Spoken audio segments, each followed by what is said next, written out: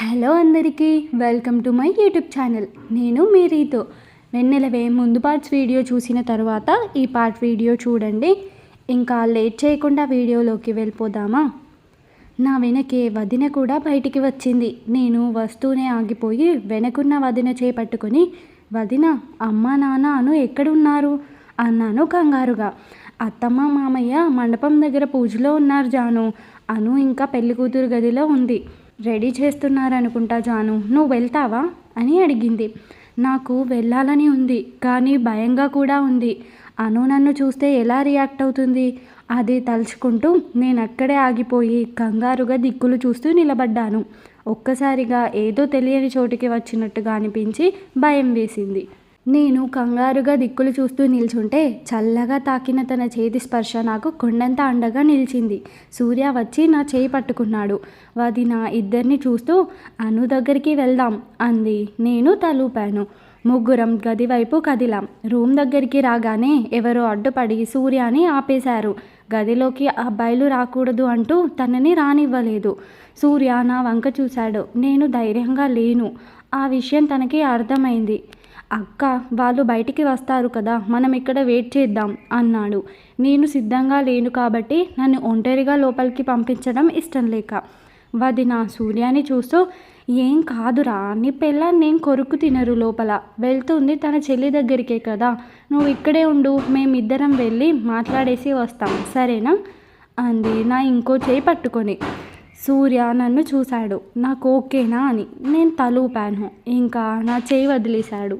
వదినతో పాటు లోపలికి వెళ్ళాను. నేను ఊహించిన దానికంటే ఎంతో హడావిడిగా ఉంది అక్కడ. నన్ను చూడగానే అందరూ చేస్తున్న పనులు ఆపి నన్ను వింతగా చూస్తూ గుసగుసలు మొదలుపెట్టారు. నన్ను అంటరాని దానిలా చూస్తూ దూరం జరుగుతూ ఉన్నారు. అయినా వాళ్ళతో నాకు పని లేదనుకొని నేరుగా అను కోసం చూస్తున్నాను నేను. వాళ్ళ రియాక్షన్ ఇలా ఉంటుందని వదినకి తెలీదు. నేను లోపలికి రావడానికి ఎందుకంత సంకోచించానని వదినకి ఇప్పుడే అర్థమైంది. నా చేతిని ఇంకాస్త గట్టిగా పట్టుకుంది. నేను అనుకి ఎదురుగా వచ్చి నిలబడ్డాను. ఆకాశంలోని నక్షత్రంలా వెలిగిపోతుంది తన మొహం. నన్ను చూసి కూడా చూడనట్టు తన పని తను చేసుకుంటూ ఉంది. కానీ నేను అలా ఉండలేకపోయాను. తనని చూడగానే నాకేడు పాగలేదు. వదిన చేయి వదిలి అను అని ఏడుస్తూ పరిగెత్తుకొని వెళ్ళి దాన్ని హత్తుకోబోయాను. కానీ కనీసం నన్ను తాకడానికి కూడా ఇష్టం లేని అను అక్కడి నుంచి లేచి పక్కకి జరిగింది. నేను ఏడుస్తూనే అను, ఐఎమ్ సారీ అంటూ తనకి దగ్గరగా రాబోయాను. తాకకు నన్ను పాపిష్టిదానా అని అరుస్తూ దూరంగా తోసేసింది. వెనక్కి పడబోతుంటే వదిన నన్ను కింద పడకుండా పట్టుకొని ఆపి, అను, పిచ్చి పట్టిందా నీకు, ఏం చేస్తున్నావు అని అరిచింది. అవును, పిచ్చే పట్టింది. ఆవిడగారు చేసిన పనులకి పిచ్చి కాక ఇంకేం పడుతుంది అని కోపాన్ని కంట్రోల్ చేసుకున్న దానిలా పిడికిలి బిగించి అరుస్తూ, ఛా, అనవసరంగా మూడంతా డిస్టర్బ్ అయిపోయింది అంది. అప్పటి వరకు కేవలం ఏడుస్తున్న నేను ఇంకా ఏడుపు ఎక్కువవుతుంటే నోటికి చెయ్యి అడ్డు పెట్టుకొని కంట్రోల్ చేసుకుంటూ ఉన్నాను. ఈలోగా వదిన అంటూ పరిగెత్తుకుంటూ వచ్చి నన్ను హగ్ చేసుకుంది ఇందు. నేను ఏం పట్టించుకునే స్థితిలో లేను. వదిన, ప్లీజ్ నువ్వు ఏడవకు, నువ్వు ముందు ఇక్కడి నుంచి పద అని నా చేయి పట్టుకొని లాక్కుని వచ్చేసింది అక్కడి నుంచి. ఇందు విరాట్ చెల్లెలు, కానీ ఒక్కటి కూడా అతని బుద్ధి ఉండదు. ఎప్పుడు మాతోనే ఎక్కువగా ఉండేది. విరాట్ ఎలాంటి వాడో తెలిసిన మనుషుల్లో తను కూడా ఒకరు. వదిన, అను మూడు కాస్త బాగాలేనట్టుంది, నువ్వేం ఫీల్ కాకు. అయినా దాని గురించి నీకు తెలుసు కదా, కొంచెం క్రాక్ ఎక్కువ. పిచ్చి మొహం వదిన, మళ్ళీ అదే వచ్చి మాట్లాడుతుంది. నువ్వు వెళ్ళి మండపంలో కూర్చో. అన్నయ్య వచ్చారా అని నన్ను సముదాయించాలని చూస్తూ ఏవో మాటలు చెప్పింది. అందులో ఒక్కటి కూడా నా చెవిన చేరలేదు. అనుకి ఇంకా నా మీద కాస్త కూడా కోపం తగ్గలేదు అని అర్థమై నా బాధ ఇంకా ఎక్కువైంది. రెడీ అవుతున్నాను. వెనక్కి తిరిగి, ఏయ్, ఏంటిక్కడ పంచాయితీ?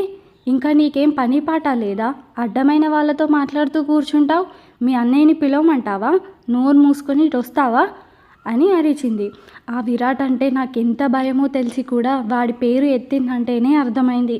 అనుకి నా మీద కేవలం కోపం మాత్రమే లేదు, అసహ్యం కూడా పెంచుకుంది. నన్ను చూడాలని అస్సలు అనుకోవట్లేదు. ఇలా అని నేను ఊహించుకోలేదు. అను నన్ను ఇంకా కూడా అంతే హేట్ చేస్తుందని నేను అనుకోలేదు. ఇంకా ఒక్క క్షణం కూడా నాకు అక్కడ ఉండాలని అనిపించలేదు. ఇందు పట్టుకున్న నా చేతిని వదిలించుకొని వెనక్కి తిరగగానే వదిన బాధగా చూస్తూ, సారీ జాను, అను ఇలా బిహేవ్ చేస్తుందని నేను అస్సలు ఊహించలేదు అంది. నేను వస్తున్న ఏడుపుని కంట్రోల్ చేసుకొని కన్నీళ్లు తుడుచుకుంటూ, ఇది సూర్యకి తెలియనివ్వద్దు వదిన అని ఏమీ జరగనట్టు బయటికి నడిచాను. సాహితి అవనీని కోపంగా చూస్తూ బయటికి వచ్చింది. అక్కడే నిలబడిన సూర్య నేను రాగానే నన్ను చూశాడు. నేను ఓ ఫేక్ స్మైల్ మొహం మీద వేసుకొని, అమ్మా నాన్నల్ని కూడా కలిసాక వెళ్ళిపోదాం అన్నాను. నేను చెప్పకనే ఏం జరిగిందో నా మొహంలో, నా మాటల్లో అర్థమైంది సూర్యకి. ఇంత త్వరగా మాట్లాడావా అన్నాడు అనుమానంగా చూస్తూ. పెళ్ళి కదా, టైం లేదు అన్నాను అలాగే నవ్వుతూ. నమ్మలేక సూర్య వదిన వంక చూశాడు. వదిన మొహంలో కోపం చూస్తే సూర్యకే కాదు ఎవరికైనా అర్థమైపోతుంది ఏదో జరిగిందని. ఏం జరిగిందక్క అన్నాడు కోపంగా. ఈలోగా నేను గబాలిన సూర్య చేయి పట్టుకొని అమ్మ అన్నాను, అటువైపే వస్తున్న అమ్మని చూపిస్తూ. అమ్మ నన్ను చూడగానే గబాలున పరిగెత్తుకుని వచ్చి గుండెకి హత్తుకొని ఏడవసాగింది. అప్పటికే బాధతో మునిగిన నేను ఇంకొక క్షణం కూడా ఏడుపు ఆపుకోలేకపోయాను. అమ్మని గట్టిగా హత్తుకొని చిన్న పిల్లలా ఏడుస్తూ ఉండిపోయాను. నా బంగారు తల్లి, ఎలా ఉన్నావురా? అసలు ఎలా చేసావు నాన్న ఇలాంటి పని? ఇంత ధైర్యం ఎలా వచ్చిందని నీకు? ఒక్కసారైనా నీకు మేము గుర్తు రాలేదా అని వదలకుండా పట్టుకొని ఏడుస్తూనే ఉంది. అమ్మ మాటలు వినగానే నా గొంతు మూగపోయింది. గుండెల్లో ఉన్న బాధంతా దుఃఖంగా మారి జలపాతంలా ఆగకుండా ప్రవహిస్తూనే ఉంది నా కంట్లోంచి. అమ్మని గట్టిగా హత్తుకొని నా బాధనంతా తీర్చుకుంటున్నాను. అమ్మ నన్ను వదిలి నా తల నిమురుతూ, వేలకి తింటున్నావా? అక్కడంతా బాగానే ఉంది కదా, అన్నిటికీ భయపడకు సరేనా, ధైర్యంగా ఉండు అని ఏడుస్తూ మాట్లాడుతూ ఉంటే, సూర్య అంటూ పక్కనున్న సూర్యాన్ని చూపించాను అమ్మకి. అమ్మ చెప్పిన ప్రతి మాటకి సమాధానం సూర్య, అందుకే తనని చూపించాను.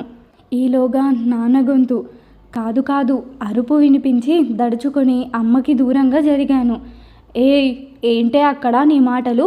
ఎవరితో పడితే వాళ్ళతో మాట్లాడకని నీకెన్నిసార్లు చెప్పాలి అని అరుస్తూనే వచ్చి కోపంతో అమ్మ చెంప చెల్లుమనిపించాడు నాన్న. నా మీద కోపం ఉందని తెలుసు కానీ ఇంత అసహ్యాన్ని పెంచుకుంటారని నేను అనుకోలేదు. దిక్కుమాలిన సంతతో నీ మాటలేంటి అని అరుస్తుంటే అప్పటి వరకు మౌనంగా నిలబడిన సూర్య ఇంకా అక్కడ ఉండడం అవసరం కూడా లేదన్నట్టు నన్ను లాక్కొని వచ్చేశాడు. అక్కడి నుంచి నేరుగా బయటికి కదిలాడు. వాళ్ళకి కోపం ఉందని నాకు ముందే తెలుసు కదా, అంత మాత్రాన అను పెళ్ళి చూడకుండా వెళ్ళిపోవాలా? ఇలాంటి అవకాశం నాకు మళ్ళీ మళ్ళీ రాదు. అందుకే పెళ్ళయ్యే వరకు ఉండి వెళ్ళిపోదాం ప్లీజ్ సూర్య అన్నాను సూర్య చేపట్టుకొని బ్రతిమిలాడుతూ. సూర్య వెనక్కి తిరిగి కోపంగా చూశాడు. ప్లీజ్ నా కోసం అన్నాను మళ్ళీ. సూర్యకి అస్సలు ఇష్టం లేదు అక్కడ ఉండడం, నన్ను ఉంచడం కూడా. కానీ నా కోసం ఇక సరే అన్నట్టు మౌనంగా ఉన్నాడు. ఇంకా ఉంది గాయ్స్. ఈ స్టోరీ కనుక మీకు నచ్చినట్లయితే నా ఛానల్ని సబ్స్క్రైబ్ చేసుకొని బెల్ ఐకాన్ని ఆన్లో పెట్టుకోండి. అలాగే ఈ వీడియోని లైక్ చేసి షేర్ చేసి కామెంట్ చేయడం మర్చిపోవద్దు. Bye bye.